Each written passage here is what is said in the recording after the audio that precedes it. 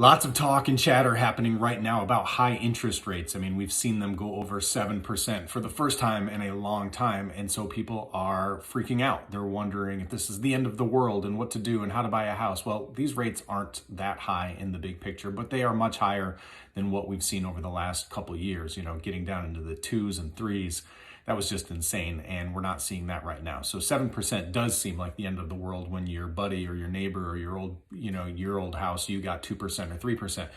But here's what's going on right now. Seller concessions are happening again. Sellers are contributing towards buyers' expenses if you negotiate the right way.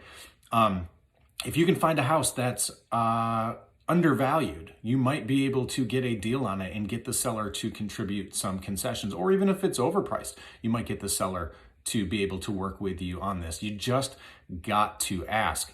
And getting just a small $6,000 seller concession can be a huge difference in your rate if you apply that seller concession to a rate buy down. So you can lower your interest rate and you can get the seller to pay for it in some cases. So you just got to ask.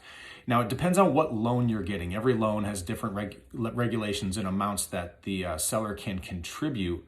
But you should know these numbers.